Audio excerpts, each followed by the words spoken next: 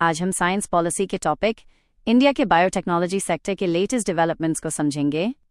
सबसे पहले समझते हैं ओवरऑल ग्रोथ। इंडिया का बायोटेक्नोलॉजी सेक्टर 2014 में सिर्फ $10 बिलियन का था, जो 2024 में बात कर $165.7 बिलियन हो गया और 2030 तक इसका टारगेट $300 बिलियन का रखा गया है। इस ग्रोथ की वजह से इंडिया वर्ल्ड का 12th लार्जेस्ट बायोटेक हब बन गया है, एशिया पैसिफिक में 3rd लार्जेस्ट, वर्ल्ड का 3rd largest startup ecosystem, our largest vaccine manufacturer BHI है, major government initiatives and policies। अब बात करते हैं गवर्नमेंट इनिशिएटिव्स की। पहला नेशनल बायोफाउंड्री नेटवर्क। इंडिया का पहला नेशनल बायोफाउंड्री नेटवर्क लॉन्च किया गया, जिसका एम है इंडिजिनस बायो मैन्युफैक्चरिंग को स्ट्रॉन्ग बनाना। दूसरा, bio E3 policy. Bio E3 का मतलब है biotechnology for economy, environment and employment. ये पॉलिसी 6 थीमेटिक सेक्टर्स पर फोकस करती है, जैसे bio-based chemicals, precision biotherapeutics, our climate-resilient agriculture। तीसरा, DESIGN for Bio-E3 Challenge। इसका एम है यूथ-लेड इनोवेशन को प्रमोट करना। Genome and Microbial Research Projects, Genome India Project 2020।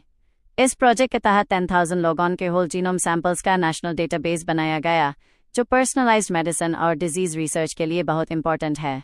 One Day One Genome Project 2024। इसमें हर दिन एक माइक्रोबियल जीनोम पब्लिक किया जाता है, जिससे इंडिया की माइक्रोबियल डाइवर्सिटी को हाईलाइट किया जाता है।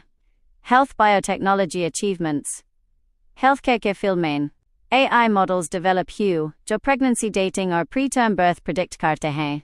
Dare to Era DTB programme के तहत 18,000 टेराबाइट्स बैक्टीरिया सैंपल्स सीक्वेंस किए गए, जिससे drug resistant TB mapping possible हुए। GARB-HINI प्रोजेक्ट में 12,000 प्रेग्नेंट वुमेन को स्टडी किया गया। लैक्टोबैसिलस क्रिस्पेटस बैक्टीरिया को कमर्शलाइज किया गया, जो न्यूट्रास्यूटिकल और कॉस्मेटिक इंडस्ट्री में यूज होगा। Agricultural biotechnology innovations. एग्रीकल्चर में gene edited rice variety develop हुई, जिससे 20% ज़्यादा yield milli.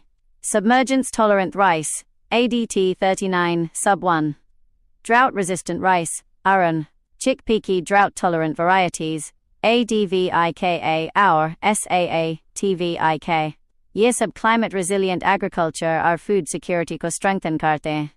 Space and advance biotechnology. Microgravity में माइक्रोएल्जी का ग्रोथ डबल हो गया। साइनोबैक्टीरिया पर एक्सपेरिमेंट, जिसमें ह्यूमन वेस्ट को न्यूट्रिशन में कन्वर्ट किया जा सकता है।